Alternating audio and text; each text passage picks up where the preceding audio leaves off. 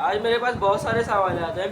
पहला सवाल है, सूरज ग्रहण क्या आपके पास क्या नज़रिया है और इस जन्म से सूरज ग्रहण का क्या ताल्लुक है। तीसरा सवाल है, एक वक्त में एक सवाल का जवाब दूंगा। आपने पहला सवाल बोला कि सूरज ग्रहण और चांद ग्रहण जो होने वाला है 2 अगस्त को आप किस नज़रिए से देखते हैं। देखिए सूरज ग्रहण को मैं देखिए चश्मा पहन के भी देखता हूँ और चश्मा उतार के भी देखता हूँ, और दोनों तरफ से देखता हूँ सूरज ग्रहण को जो होने वाला है 2 अगस्त को। और ये बहुत बड़ा सूरज ग्रहण है और ये 100 साल के बाद होगा।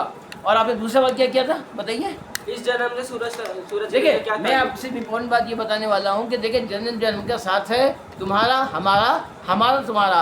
अगर ना लेते इस जीवन में तो लेते जन्म दोबारा। यानी हर इंसान की ज़िंदगी में एक सूरज ग्रहण और चांद ग्रहण आना है। अगर ये सूरज ग्रहण चांद ग्रहण नहीं आता तो हमको दोबारा ज़िंदगी मिलती है और हम ये ग्रहण ज़रूर देखते। अगला सवाल करें। क्रिस्मेटिक और ट्रिस्मेटिक के क्या मायने हैं।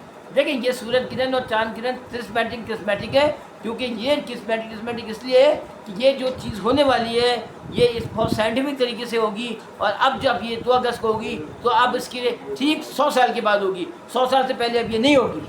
अगला सवाल, चांद सूरज ज़मीन की मुलाकात के बारे में आप क्या कहना चाहते हैं। देखिए चांद सूरज ज़मीन की मुलाकात बड़ी ज़बरदस्त होने वाली है और ऐसी बड़ी ज़बरदस्त मुलाकात होगी कि दो चाहने वालों की मुलाकात है। वल्लाह क्या बात है, क्या रात है, क्या चांद है, क्या बात है वल्लाह।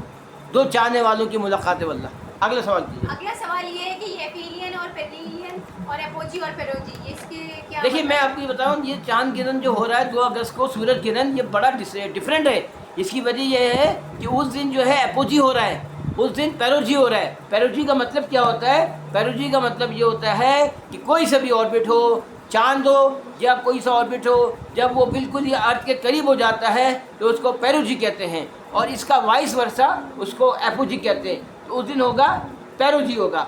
ना सिर्फ पेरोजी होगा, उस दिन एपीहेलियन भी साथ साथ हो रहा है। और उस एपीहेलियन में ये हो रहा है कि उस दिन जो आपका ज़मीन अर्थ है वो दूसरे ऑर्बिट से ज़मीन से दूर हो रही है।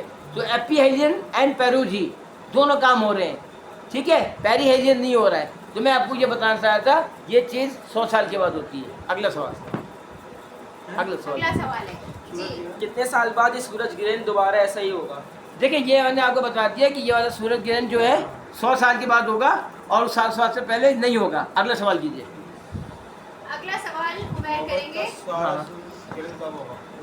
मेहनत। अगला सवाल जो है वो ये है कि मोहब्बत और इसका सारा जो सूरज ग्रहण से इसका क्या ताल्लुक है।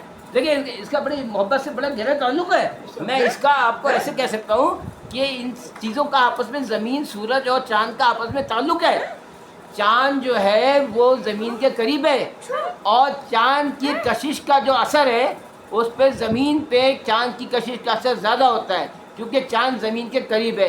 सूरज का असर ज़मीन पे कम, क्यों, सूरज हमसे दूर है, चांद करीब है। और पानी की लहरों में उतार चढ़ाव जिसे कहते हैं हाई टाइड लो टाइड वगैरह इसीलिए होते हैं। तो सिर्फ मैं ये कहूँगा सब देखिए, मुझे तेरी मोहब्बत का सहारा मिल गया होता, अगर तूफ़ान नहीं आता तो किनारा मिल गया होता। ये चांद सूरज कशिश शक्ल हाई टाइड लो टाइड जवाब भाटा इन सब की वजह से ये सब चीज़ें होती हैं। अगला सवाल, एक सवाल रह गया था आपका ना। अगला सवाल ये है कि सूरज ग्रहण जो है ये होता क्यों है और इसके क्या असरात होते हैं।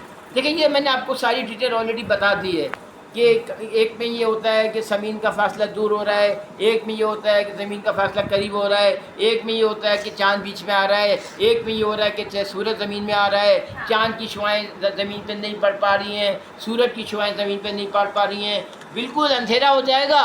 देखिए इस बात मैं बता दूँ, मिडिल ईस्ट, फार ईस्ट, इजिप्ट, अमेरिका, बहुत सी दुनिया में होगा और दिन के वक्त अंधेरा होगा और अचानक रोशनी होगी, आँखें ख़तरे में होंगी। आप अपनी कंट्री से बिल्कुल ताल्लुक़ में रखना कि किस वक्त आपको ये सूरज ग्रहण आपकी कंट्री में नज़र आएगा, और आपको इस बात का बहुत ज़्यादा ख्याल रखना है, वरना आपकी आंखों पे असर होगा इसका।